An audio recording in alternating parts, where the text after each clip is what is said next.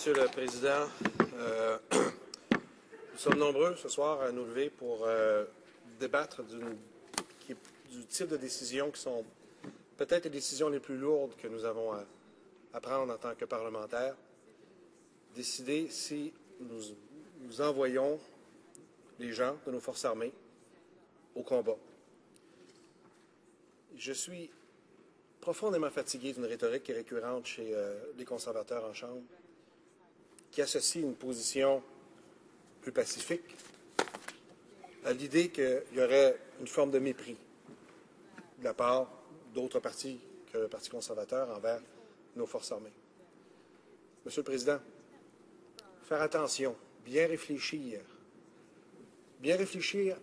à où on envoie nos forces armées, bien réfléchir à savoir le pourquoi on les envoie, réfléchir aux possibilités de succès, les envoyer en sachant qu'on a un plan de sortie. Ce sont des fondements importants et c'est une façon de démontrer un profond respect envers nos forces armées. Et c'est ça que l'autre côté, après des mois de débats avec des commentaires d'une puérilité, l'équivalent d'argumentaire de secondaire 1, monsieur. Je suis fatigué, je suis tanné d'entendre ça. Alors, je vais le répéter. Faire attention à cette décision-là, les positions qu'on prend, démontrent un profond respect pour les gens de nos forces armées canadiennes. On doit donc se lever pour voter, pour décider si on va voter pour ou contre la motion sur la prolongation de la mission de combat du Canada en Irak, Monsieur le Président. Il y a une organisation qui a tout provoqué le débat de ce soir et beaucoup de problèmes à travers le monde depuis des mois maintenant. C'est l'organisation terroriste de l'État islamique de l'Irak et du Levant. Je l'appellerai parfois ISIS, je l'appellerai parfois État islamique. Il y a une poésie dans leur nom que j'ai comme pas juste pas le goût de leur donner. Il faut qu'on va s'en tenir à la base. C'est quoi au juste l'État islamique? C'est une organisation qui a provoqué le déplacement de 2,5 millions de civils en Irak, en menant des opérations militaires totalement barbares. Ils ont aussi amené 5,2 millions de personnes dans des besoins urgents d'assistance humanitaire. Ils ont assassiné au moins 5 000 personnes. C'est un chiffre que j'ai trouvé, mais je pense que c'est beaucoup plus que ça. Il y a un autre volet qui est troublant avec les activités de l'État islamique. Ils financent leur activité en grande partie par l'exportation de pétrole se trouvant dans les territoires qu'ils ont conquis, par l'imposition de taxes arbitraires aux résidents. Ils lèvent des taxes comme ça. Hier, on a tué ton mari, demain, on prend une taxe, puis tu n'as pas d'affaire à avoir une opinion sur ce qu'on décide. Et le paiement d'un rançon à la suite d'enlèvement. Tant qu'à faire, pourquoi pas aller jusqu'au bout de la barbarie. Okay?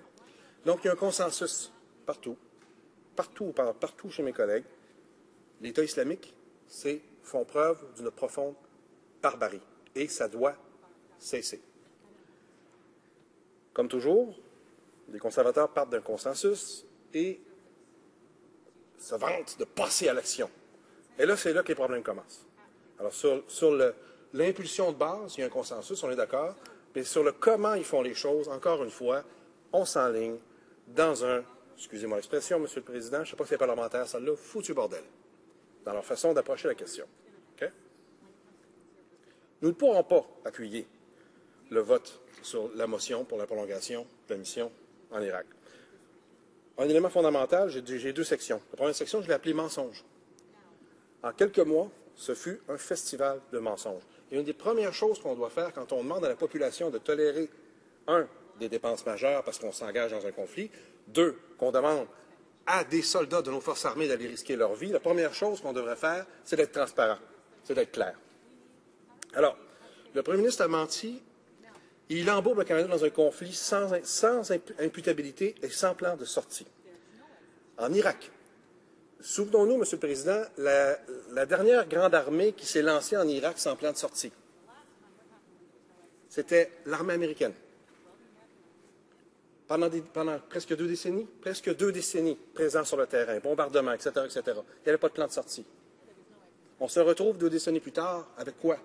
Un territoire, le Proche-Orient, l'Irak, la Syrie, qui est apaisé, où maintenant les gens sont dans des coopératives, bâtissent et votent librement Non, on est dans une situation encore pire qu'il y a 20 ans. Alors, on se relance, sans plan de sortie. On est passé d'une mission qui devait être une mission de conseil et de soutien vers une mission de bombardement de 6 mois, puis une mission de combat sur les lignes de front. Malheureusement, le décès du sergent Doiron, qui a été tiré par un tir allié, en a fait la démonstration. Comprenez, M. le Président, les gens à la maison, on ne peut pas recevoir une balle d'un tir allié si on n'est pas au front.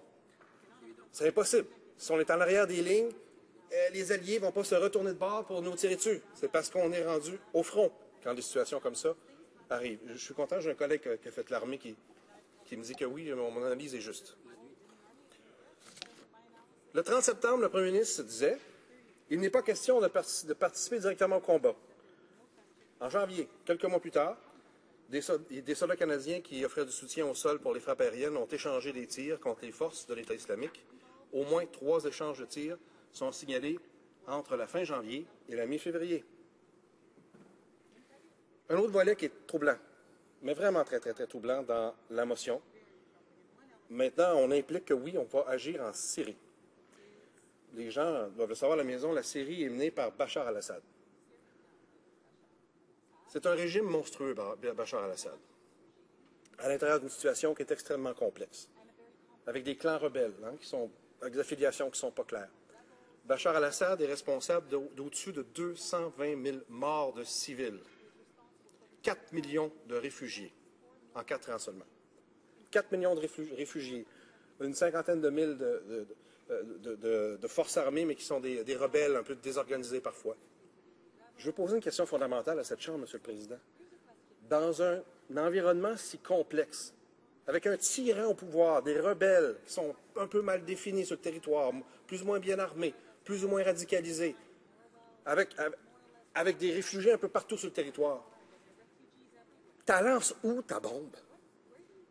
T'as mets où la bombe magique qui va améliorer la situation? Montrez-le-moi sa carte. J'aimerais voir le ministre de la Défense me montrer un point sa carte, clair. Vous pourrez me dire, si je bombarde là, nous allons améliorer la situation. Vous savez, M. le Président, il ne sera pas capable de montrer un seul point, tellement la situation est complexe. Et que d'agir à coup de bombardement ne sera absolument pas une solution magique. Mais absolument pas. Pire, dans la section des mensonges et des arguments qui font qu'on ne peut absolument pas soutenir parce qu'on ne peut pas faire confiance au gouvernement, il y a des renseignements qui ont été cachés au directeur parlementaire du budget. Le 16 février, le ministre de la Défense nationale annonce que le Canada a consacré jusqu'ici 122 millions de dollars à la mission de combat en Irak. Le lendemain, 2 minutes, ça passe vite, M. le Président. Le directeur du budget, le directeur parlementaire du budget rend public ses estimations qui parlent plus de 166 millions. On a à peine commencé le conflit, qu'on se retrouve dans un scénario à la F-35. On se demande si on va obtenir la transparence dans les coûts. Je ne suis pas toujours d'accord avec les interventions qui sont décidées par nos voisins du Sud, mais ils ont au moins cet avantage-là. Ils sont très, très transparents, au moins face au public, face aux citoyens américains. Ils sont très transparents par rapport aux dépenses. Je pense que c'est aux 48 heures qu'ils font une mise à jour des coûts, et c'est public. On est loin de ça ici. On ne peut pas faire confiance à un gouvernement qui n'est même pas capable d'être honnête sur les coûts qui sont provoqués par leur propre décision de rentrer dans un conflit. Il y a aussi toute une série de faux arguments qui est amenée de façon assez malhabile par le gouvernement en place. Faux arguments sur la coalition. Eh, mon Dieu, vous me faites mal. On ne peut pas, non? On tasse les questions. De toute façon, ils ne posent pas de questions. Je peux faire 15 minutes, puis on laisse faire les questions. Vous n'êtes pas d'accord? Non? Bon. Faux arguments sur la coalition. La plupart des nations qui font partie de la coalition, la Norvège, par exemple, la Corée du Sud, etc., la Nouvelle-Zélande, ne prennent pas part au combat. Elles mettent des dizaines de millions pour supporter les besoins humanitaires. Il y a eu des mensonges sur l'efficacité de la mission. Vous savez, quand on s'est mis à bombarder les espèces de forces armées de l'État islamique, j'hésite de leur donner du crédit, vous comprenez pourquoi, se sont déplacés, se sont beaucoup cachés dans la population civile. On doute même de l'efficacité de ce plan-là. Quand on a avancé un peu, ça a été grâce au courage, par exemple, des Kurdes, qui, sur le sol, ont mené des combats courageux et ont avancé quelque peu. 30 secondes, j'imagine? Et enfin, il m'en va manquer longtemps d'argument, c'est pas grave, enfin, je vais terminer avec ça. On a menti aussi sur la notion même de l'ONU. L'ONU, oui, a fait une résolution, mais qui disait que ce qui était très important, c'était de s'attaquer au financement de l'État islamique, que c'est là qu'il faut les égorger de toute urgence. Et à aucun moment, l'ONU a dit, allez-y, envoyez des militaires, des boots on the ground, comme on dit. C'est pas vrai, ça. Dernier truc. Si on avait au moins un premier ministre qui avait cette opinion-là de dire on devrait agir militairement, mais si au moins il y avait le panache, le courage, une bonne idée de sa fonction, et qui serait en train de rencontrer les leaders du monde pour le convaincre que l'OTAN ou l'ONU devrait agir. Je ne serais peut-être pas d'accord, mais je pourrais le respecter. Actuellement, c'est absolument pas ça qui se passe, Monsieur le Président. Merci. Questions and comments. The Honourable